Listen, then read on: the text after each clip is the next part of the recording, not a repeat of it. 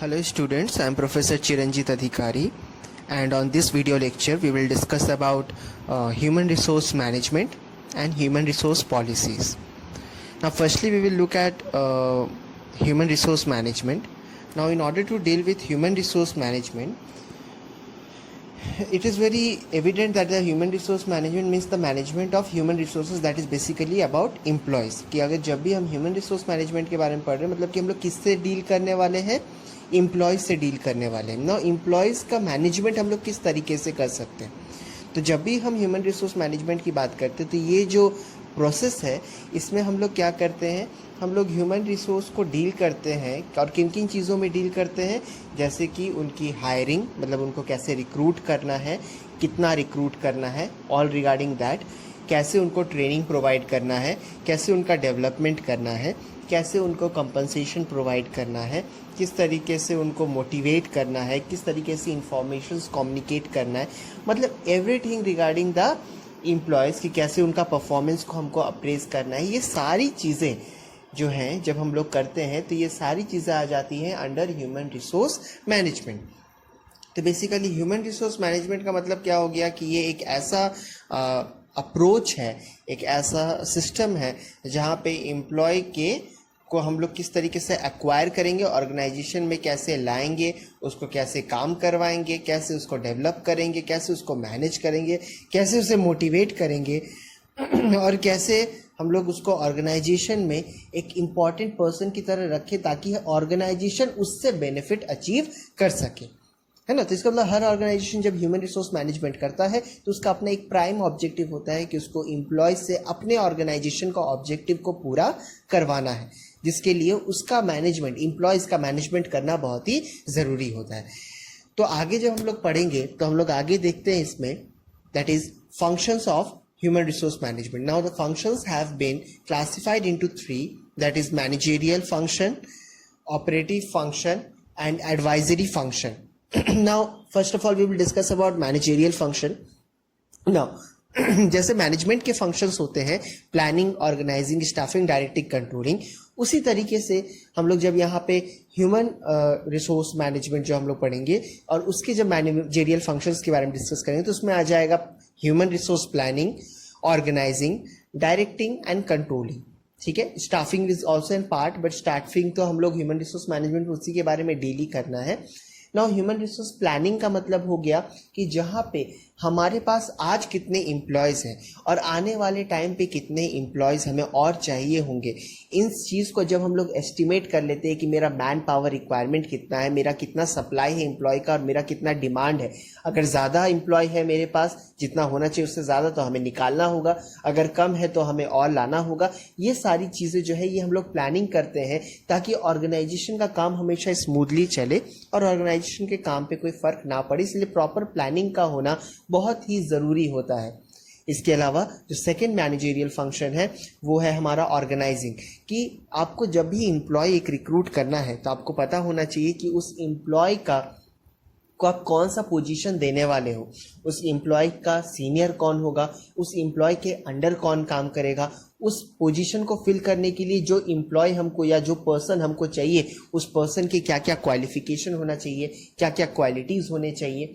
तो ये सारी जो है ऑर्गेनाइजिंग में हम लोग देखते हैं कि ह्यूमन रिसोर्स मैनेजमेंट का ये काम है कि जब वो कोई एक पोजीशन को देखते हैं कि ऑर्गेनाइजेशन में इस पोजीशन की ज़रूरत है तो उस पोजीशन को क्या क्या पावर मिलना चाहिए, क्या क्या उसकी ऑथोरिटी होनी चाहिए और उस इंसान को रिक्रूट किया जाएगा उस पोजीशन के लिए उसमें क्या क्या काबिलियत होनी चाहिए, क्या क्या क्वालिटीज़ होनी चाहिए. The next is directing. Obviously human resource management में directing is very important. As employees को गाइड करना, उनको सुपरवाइज करना, मोटिवेट करना, उनको लीड करना बहुत ही ज़रूरी होता है. So it is also very important managerial function in the point of view of human resource management. And the last one is controlling. Obviously human resource management का यही काम है कि एम्प्लॉय को टाइम टू टाइम हमको क्या करते रहना है, उसको जो ऑब्जेक्टिव मिला है, जो स्टैंडर्ड उसको अचीव करना है, क्या उसका एक्चुअल परफॉर्मेंस उसको अचीव कर रहा है या नहीं, और उन दोनों को कंपेयर करके अगर कोई डेविएशन है, पॉजिटिव डेविएशन है तो बहुत अच्छी बात है, एम्प्लॉय को और मोटिवेट करे. अगर नेगेटिव डेविएशन है तो आपको करेक्टिव एक्शंस लेने होंगे ताकि आप उस जो भी एक्चुअल परफॉर्मेंस जो कि उतना अच्छा नहीं हो पाया उसको सही किया जा सके. तो ये कैसे पता चलेगा कि उसने अच्छा परफॉर्म कर रहा है या वो नहीं कर रहा है? तो that is with the help of performance appraisal, जहां पे हम उसकी परफॉर्मेंस को इवैल्यूएट करते हैं कि भाई वो सही से काम कर रहा है या नहीं, अप टू द मार्क कम कर रहा है या नहीं। नेक्स्ट अगर हम आ जाते हैं तो हम लोग बात करेंगे ऑपरेटिव फंक्शंस के बारे में। The next function is operative function. आप देख रहे हैं इसमें बहुत सारी चीजें होती हैं। जैसे पहला है रिक्रूटमेंट एंड सिलेक्शन। तो भाई रिक्रूटमेंट एंड सिलेक्शन का ऑब्वियस है यही ऑपरेशन जो है, ह्यूमन रिसोर्स मैनेजमेंट क्या क्या ऑपरेशन करता है, क्या क्या एक्टिविटीज में एंगेज रहता है। तो रिक्रूटमेंट सिलेक्शन का काम किसका है? ह्यूमन रिसोर्स मैनेजमेंट का। उसके अलावा job analysis and job design, मतलब कि जॉब एनालिसिस मतलब होता है कि एक ऑर्गेनाइजेशन में बहुत सारे जॉब पोजीशन होते हैं, तो उस जॉब पोजीशन में क्या क्या काम करने होंगे, क्या क्या उसका जरूरत होगा, क्या क्या उसके रोल होंगे, वो सारी चीजें, और उस जॉब को करने के लिए जिस आदमी को रिक्रूट करेंगे उसकी क्या क्या फीचर्स या क्या क्या क्वालिफिकेशन होनी चाहिए, ये दोनों चीजें मतलब job description and job specification, ये दोनों चीजें जो है वो ह्यूमन रिसोर्स मैनेजमेंट का काम है देखना कि किस तरह का एम्प्लॉय हमको चाहिए। नाउ द नेक्स्ट इज उसी में है परफॉर्मेंस अप्रेजल। जैसे हमने अभी कहा कि ह्यूमन रिसोर्स मैनेजमेंट का ही काम है कि वो इवैल्यूएट करता है हर इंडिविजुअल एम्प्लॉय के परफॉर्मेंस को कि वो कैसा काम कर रहा है, क्योंकि उसके बेसिस पे बहुत सारे डिसीजन जो है उस एम्प्लॉय के रिगार्डिंग लिया जाएगा। इसके अलावा है ट्रेनिंग एंड डेवलपमेंट। तो भाई कब एम्प्लॉय को नया ट्रेनिंग प्रोवाइड करना है, किस डेवलपमेंट प्रोग्राम में एंगेज करने से एम्प्लॉय का जो है ओवरऑल डेवलपमेंट होगा, ये सारी चीजों का ध्यान रखना भी किसका काम है? ह्यूमन रिसोर्स मैनेजमेंट का। फिर है वेज एंड सैलरी एडमिनिस्ट्रेशन, कि एक एम्प्लॉय का कितना वेज होना चाहिए या कितना सैलरी होना चाहिए। That is basically a topic name job evaluation. हम लोग उसमें पढ़ते हैं कि भाई एक एम्प्लॉय जो ऑर्गेनाइजेशन में पोजीशन होल्ड करता है तो उस पोजीशन की क्या वैल्यू होती है, उसका क्या वैल्यू होता है उस ऑर्गेनाइजेशन में, उसके हिसाब से उसकी सैलरी जो है वो फिक्स की जाती है। उसके अलावा एम्प्लॉय के वेलफेयर के बारे में डील करना, या एम्प्लॉय और लेबर और मैनेजमेंट के बीच का जो रिलेशन है उसको सही रखना, ये सारी रिस्पॉन्सिबिलिटीज किसकी हो जाती है? ये सारी रिस्पॉन्सिबिलिटीज होती है ह्यूमन रिसोर्स मैनेजमेंट की। अगर हम नेक्स्ट आगे देखें तो हमें दिखता है एडवाइजरी फंक्शन। नाम से पता चल रहा है यहाँ पे ह्यूमन रिसोर्स मैनेजमेंट का फंक्शन क्या है? एडवाइस देना। किस रिगार्डिंग एडवाइस देना? तो भाई एडवाइस रिगार्डिंग कि भाई हम जब एम्प्लॉयज जो है वो किसको एडवाइस देगा, तो दो लोगों को एडवाइस दे सकता है ह्यूमन रिसोर्स मैनेजमेंट जो है वो किसको किसको देगा? एक तो टॉप लेवल को कि भाई वो देखता है कि एम्प्लॉयज के लिए हमको ये सारे काम करने हैं, लेकिन ह्यूमन रिसोर्स मैनेजमेंट को भी इवेंचुअली सारे डिसीजन जो है वो किससे लेने पड़ते हैं? टॉप लेवल से, क्योंकि वो जब तक अप्रूव नहीं करेंगे तब तक ये काम कुछ कर नहीं सकता। इनका काम है कि वो सारी चीजों को सोचते हैं, बट इवेंचुअली टॉप लेवल के पास ही सारा डिसीजन मेकिंग पावर जो है वो होता है।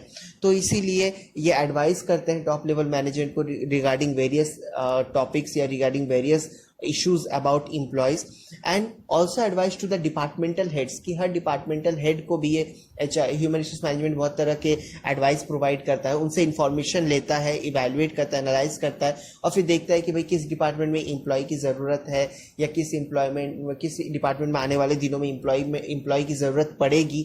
ये सारी चीज़ों को गौर करता है और उस हिसाब से वो एडवाइस प्रोवाइड करता है टू द डिपार्टमेंटल हेड्स। तो ये जो है 3 तरह के फंक्शन हो जाते हैं आपके, that is managerial function, operative function and advisory function. Last हम लोग ह्यूमन रिसोर्स मैनेजमेंट में छोटे सा टॉपिक देख रहे हैं, वो है इंपॉर्टेंस। तो भाई क्या क्या इंपॉर्टेंस है ह्यूमन रिसोर्स मैनेजमेंट का? तो पहला है कि भाई ये हमको formulation of human resource policies. ना what is human resource policies, जो हम लोग अभी आने वाले टॉपिक में देखेंगे।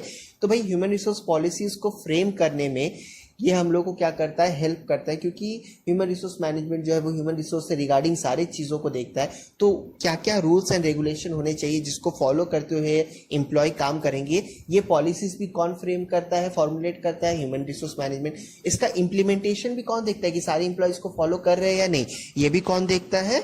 हमारा ह्यूमन रिसोर्स मैनेजमेंट ही देखता है। इसके अलावा review of employee needs, employee के क्या क्या नीड्स है, एम्प्लॉय क्या चाहता है, एम्प्लॉय को किससे सेटिस्फैक्शन मिलेगा, ये सारी चीजें भी कौन देखता है? ह्यूमन रिसोर्स मैनेजमेंट देखता है। ये इंपॉर्टेंस होता है ह्यूमन रिसोर्स मैनेजमेंट का होने से एक ऑर्गेनाइजेशन में।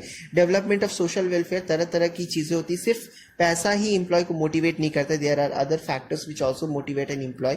तो social welfare is also a part of that, तो इसका भी ध्यान रखना पड़ता है। ह्यूमन रिसोर्स मैनेजमेंट इसका भी ध्यान रखने में मदद करता है, इंपॉर्टेंट है इसीलिए। यूटिलाइजेशन ऑफ ह्यूमन रिसोर्सेज, भाई ह्यूमन रिसोर्सेज का यूटिलाइजेशन करने में मदद करता है। प्रॉपर यूटिलाइजेशन कि भाई ज़्यादा एम्प्लॉय भी हो जाएंगे तो भाई ऑर्गेनाइजेशन के लिए तो लॉस हो जाएगा ना, उनके लिए ज़्यादा एम्प्लॉय लग जाएंगे। अगर कम एम्प्लॉय रहेंगे तो ऑर्गेनाइजेशन इफेक्टिवली काम नहीं कर पाएगा। तो proper utilisation of human resource जो है वो होना चाहिए। इसके अलावा लेबर मैनेजमेंट का जो रिलेशन है उसमें अच्छा सुधार आना चाहिए, ये कोशिश करता है। ये कैसे हो पाता है? जब हम लोग एम्प्लॉय के सेटिस्फैक्शन का ध्यान रखेंगे तो फिर उससे क्या फ़ायदा होता है कि हमको बेनिफिट मिलता है that we can also take care of the labour management relationship. इसके अलावा overall development of the organisation, सारी चीज़ों पे हम ध्यान देंगे और एम्प्लॉय जो कि एक इम्पॉर्टेंट पार्ट होता है ऑर्गेनाइजेशन का, अगर उसके डेवलपमेंट में हम ध्यान देंगे तो ओवरऑल डेवलपमेंट तो होगा ही। Now the next topic we will discuss about is human resource policies. Now human resource policies का अगर हम लोग मतलब समझे तो बेसिकली ये एक सिस्टम है जहाँ पे a set of rules and regulation are framed. एक कोर्स ऑफ एक्शन हमारा क्या होगा, हम किस तरीके से काम करेंगे, ये एक रिटन फॉर्म में लिखा हुआ रहता है जिसको फॉलो करते हुए हम लोग ह्यूमन रिसोर्सेज जो है, जो भी हमारा ऑर्गेनाइजेशन का रहते हैं, वो काम करते हैं। तो बेसिकली पॉलिसीज कुछ नहीं होता है बल्कि it is a set pattern of rules and regulation or principles which are to be followed by an employee of an organization, ताकि जो ऑर्गेनाइजेशन है उसका प्रॉपरली जो है वो वर्किंग होते रहे और उसका वर्क कभी भी हैम्पर ना हो। तो बेसिकली हम लोग ह्यूमन रिसोर्स पॉलिसीज़ का हमें ज़रूरत क्यों पड़ता है? तो भाई इसलिए पड़ता है ताकि जितनी भी तरह के एक ऑर्गेनाइजेशन में बहुत सारे काम होते हैं, बहुत सारे कॉम्प्लेक्स नेचर का काम होता है, बहुत ही बड़ा ऑर्गेनाइजेशन होता है, उस केस में अगर आप एम्प्लॉय को ये नहीं बताएंगे कि उन्हें किस सेट पैटर्न से काम करना है, तब वहाँ पे जो एक यूनिवर्सल फीचर होता है कि सब एम्प्लॉय एक तरीके से यूनिफॉर्मिटी जो एक होनी चाहिए वो वहाँ पे फिर मिसिंग रहेगी और फिर वहाँ पे काम को मैनेज करना बहुत ही मुश्किल हो जाएगा। इसलिए in order to bring uniformity, human resource policies का एक सेट पैटर्न अगर हमारे पास रहे जिसको सब एम्प्लॉय फॉलो करेंगे, वहाँ पे वर्क जो है वो बहुत ही स्मूथली रन करेगा। दूसरा कि ये क्या करता है, ऑर्गेनाइजेशन में एक प्रॉपर कल्चर कल्टिवेट करता है, एक नया कल्चर कल्टिवेट करता है कि सब कोई जो है एम्प्लॉय को, एक ऑर्गेनाइजेशन का ये रूल्स है, आपको ये सारे जो है पॉलिसीज को फॉलो करने होंगे, चाहे वो छुट्टी से रिगार्डिंग हो या प्रमोशन से रिलेटिंग हो, ये सारे पॉलिसीज होते हैं ऑर्गेनाइजेशन के। और एम्प्लॉय को ये पॉलिसीज जब क्लियर होंगे तो वो हमेशा बहुत ही क्लियर रहेगा चीज़ों के बारे में, और डिस्प्यूट होने के जो चांसेस है विद द मैनेजमेंट वहाँ पे कम रहेगा और उससे हमारे ह्यूमन रिसोर्स मैनेजमेंट जो है इफेक्टिवली रन करेगा।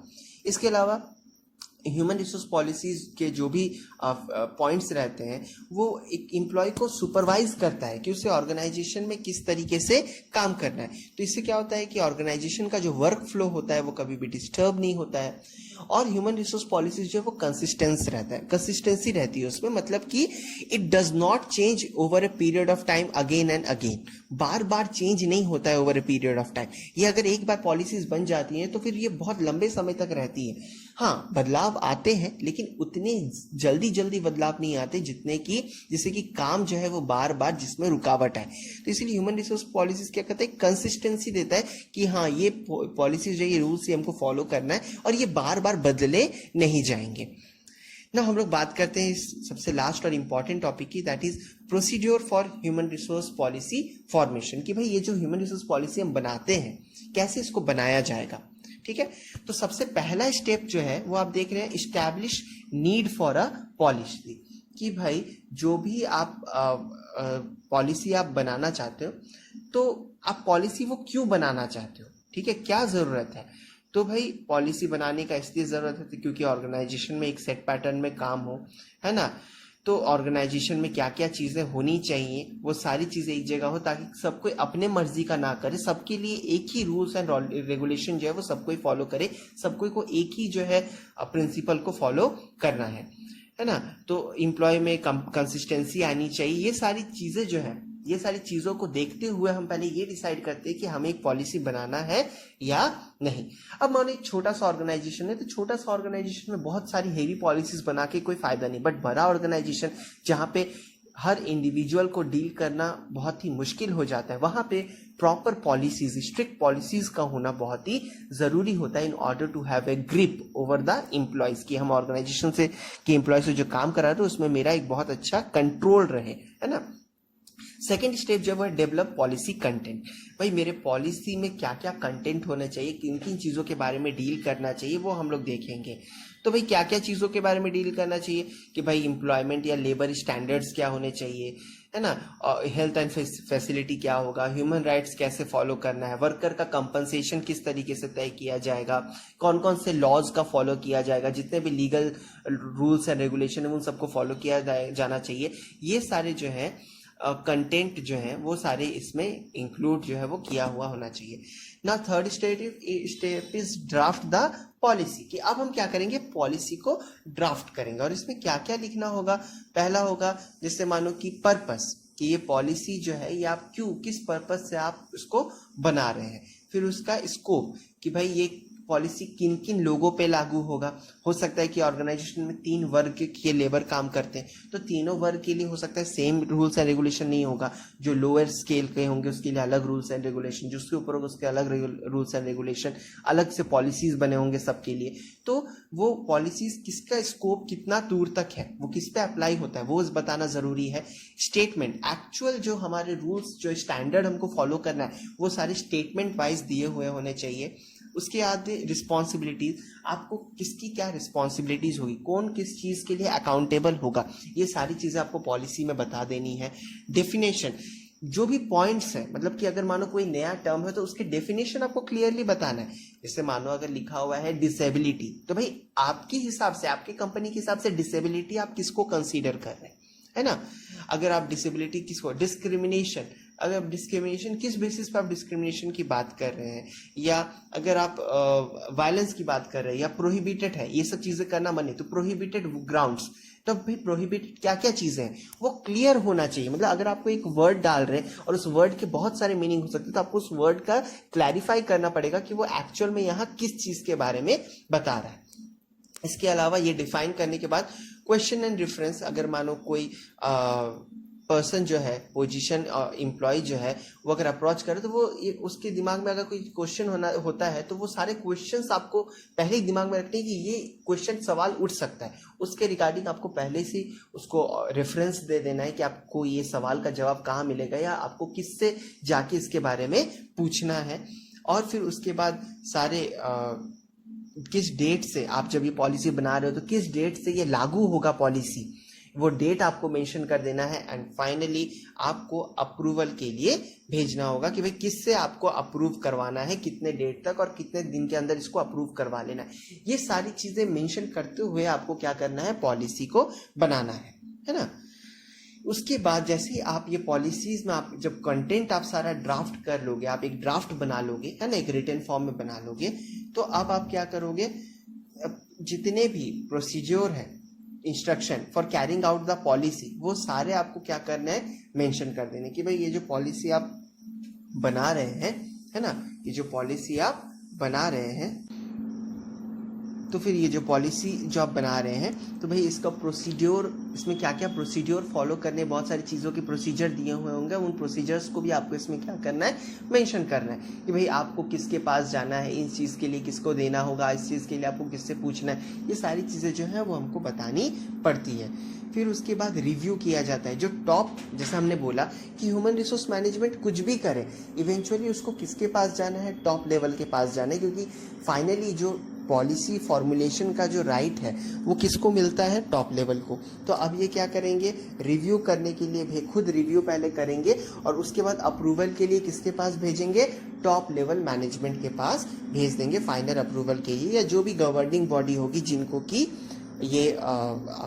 ये ऑथोरिटी है कि वो इसको अप्रूव करेंगे, वो उनके पास ही भेजा जाएगा। और फिर जैसे ही ये अप्रूवल होगा तो फिर ह्यूमन रिसोर्स मैनेजमेंट का ये रोल रहेगा कि उसे देखना है कि ये सारी ह्यूमन रिसोर्स पॉलिसीज है वो प्रॉपरली इम्प्लीमेंट हो रहे हैं या नहीं, या जितने भी रिलेटेड पार्टीज हैं उन तक ये ह्यूमन रिसोर्स पॉलिसीज का जो इन्फॉर्मेशन है वो कन्वे हो रहा है नहीं। क्योंकि हमने पॉलिसी तो बना दी, लेकिन अगर हम सारे लोगों को इस चीज़ के बारे में नहीं बताएंगे तो क्या ये पॉलिसी सक्सेसफुली फॉलो किया जा सकेगा, नहीं। इसीलिए इसका इम्प्लीमेंटेशन होना भी बहुत ही ज़रूरी है। तो इस लेक्चर में आज हम लोगों ने देखा what do we mean by human resource management and human resource policies. Thank you.